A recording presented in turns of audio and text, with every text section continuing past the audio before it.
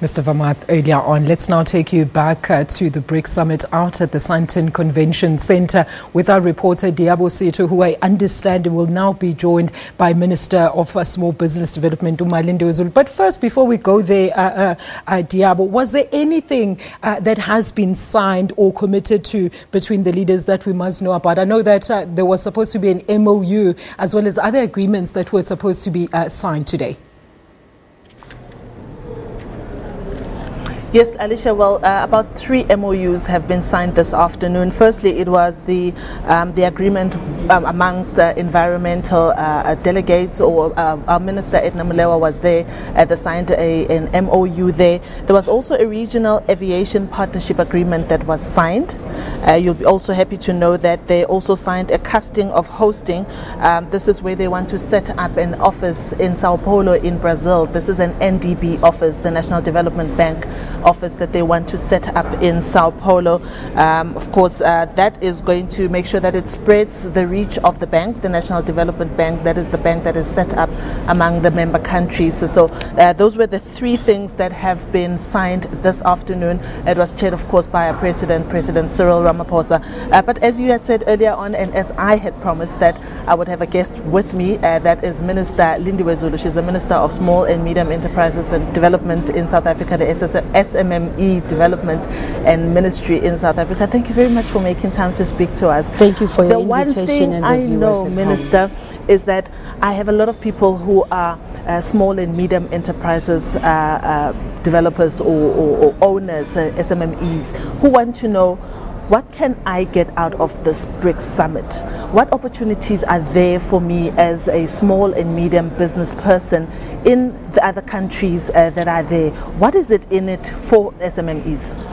Yes, from a BRICS perspective, and the fact that we're looking at trade between the 5 BRICS countries, we cannot only look at that trade only from a big trader's point of view. We need to also look at the opportunities that exist for South African products.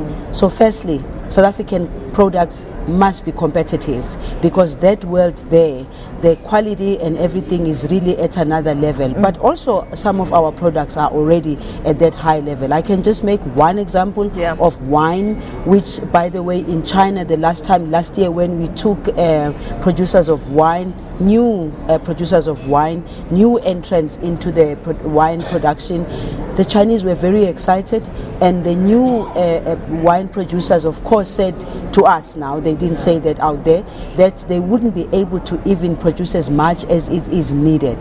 That is but just one. There's a variety of things, from leather products, which are South African, from small business point of view, there's a lot of products that small businesses themselves need to take time to understand the markets of these countries. It's one point to want to sell something, and yet you don't know what the market looks like. This was a platform for some of the small and medium enterprises to begin to engage. Remember that there's also a business summit that took place even before this summit took place itself. That is where small and medium enterprises are supposed to feature. Unfortunately for us, small and medium enterprises took time to be recognized as the future for just not South Africa, but all the countries. Well, it's because when the negotiations are happening, people are always thinking about big projects, thinking about big bulk selling and buying. But the bottom line is that if you look at all the 5 countries, small and medium enterprises play a very important role. They contribute to the GDP of those countries. They contribute to job creation, poverty and unemployment. And in South Africa, the issue of poverty, unemployment and inequality is at the center of what we need to do.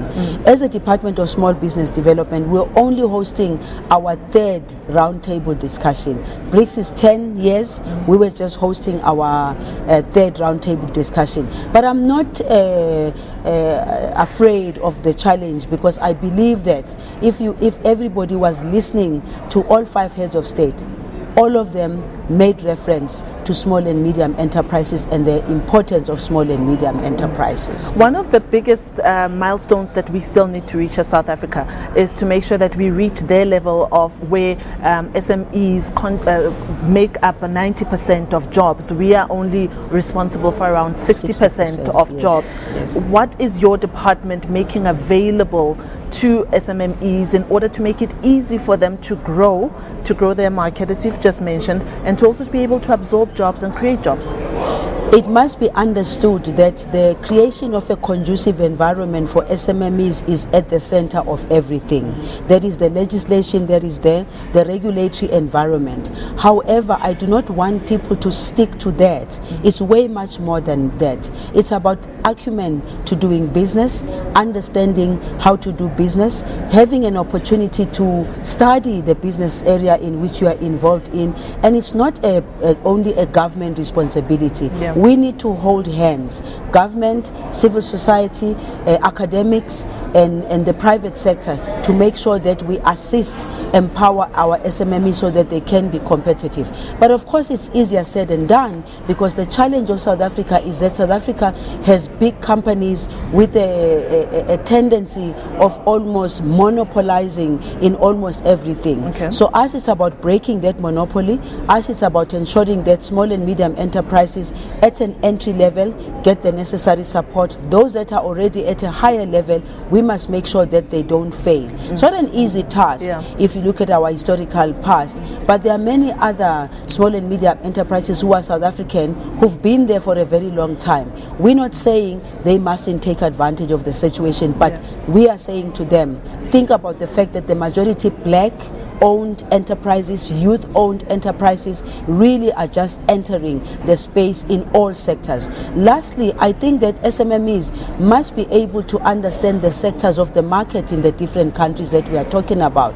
Once they are able to do that, and also there are embassies of all these countries, people must go to the embassies, check with the embassies, just connect and be able to get up and say, we are able to do it. We're not going to wait for government all the time to get us to do things. Our department's task is to support SMMEs from a financial point of view and a non-financial point of view. But that is not enough if you think of the challenge in front of us. And just finally, Minister, our theme here also has to do a lot with the fourth industrial revolution. Yes. And for us to compete effectively in the market, in other markets, and also within the BRICS countries themselves, we need to be ready technologically. Yes. Our SMMEs need to be ready. How can we speed that up so that they are on par with the people they are competing with? Education is at the center of everything. That's why as a department we believe that introducing entrepreneurship and business at high school and at technical level, that's why we've got TVET colleges whom we work with. That's what can assist us. Education, education. If you don't want to be educated and be knowledgeable, you shall be left behind. The fourth industrial revolution is here and we can't resist it. But at the same time we're saying the fourth industrial revolution must be for people. It mustn't be the other way around, because then at the end of the day it won't help humanity. Minister, I'm afraid this is all time we have for this afternoon. Thank you very much for making time to speak to us. I'm sure that before the end of the conference we would be able to catch up once again to let people know where they can get all the details with regards to your department. Thank you very much. My pleasure. Well, Alicia, earlier on my colleague Arabile Gumede spoke to the Commissioner of the Competition Commission.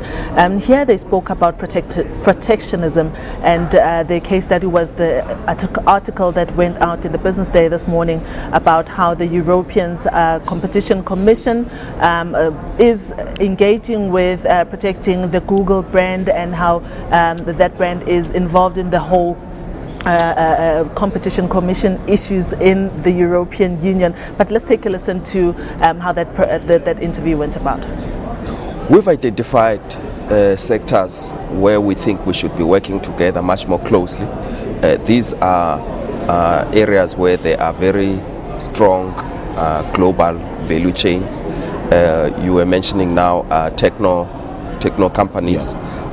These tend to be large multinationals, and you need to collaborate in order to tackle issues in those sectors. So we've got working groups looking at that. I mean, these companies, often the winner takes all, the technology companies. You were mentioning Google now, very hard to find competitors in that space, and you can mention many of them. How do you regulate in an environment like that, where everything is getting digitalized, but those who control access to that world are only few and too large? So these are the areas we're working with them on. Pharmaceuticals. Again, the suppliers there are global multinationals, but the need is the biggest in our own developing and emerging economies. Yeah. My final question is just with regards to, you say that you have the conference with the BRICS leaders yourselves, or BRICS counterparts rather, every 2 years. You had one in November last year, the next one will be next year. So from this summit in itself, what are you then looking to come out of this summit with? The summit usually gives us a framework, a broad framework. So you will see in the declaration there is likely to be something, for an example, on competition. So that's where we take the cue from, and hopefully the discussions here lay the basis for the technical teams such as ours, who then go and make sure that we implement, we take these high-level resolutions and declarations and actually drill down into implementation. And that's what we're here. And that was an earlier interview done by my colleague Arabile Gumete, who was speaking to the Competition Commissioner, Mr. Thembekile Bonakele. And earlier on, I spoke to the Minister of Small Business and Enterprises Development about their involvement with the 10th BRICS Summit. And with that, we are linking back to the studio. Back to you, Alicia. All right, Diabo, before I let you go, just a quick one. We do understand that there are actually new areas of BRICS cooperation as proposed by the South African delegation. Just talk to us about how far these proposals are, particularly on the establishment of a working group on peacekeeping, the establishment of that vaccine research center, and of course, very pivotal, the BRICS Gender and Women's Forum.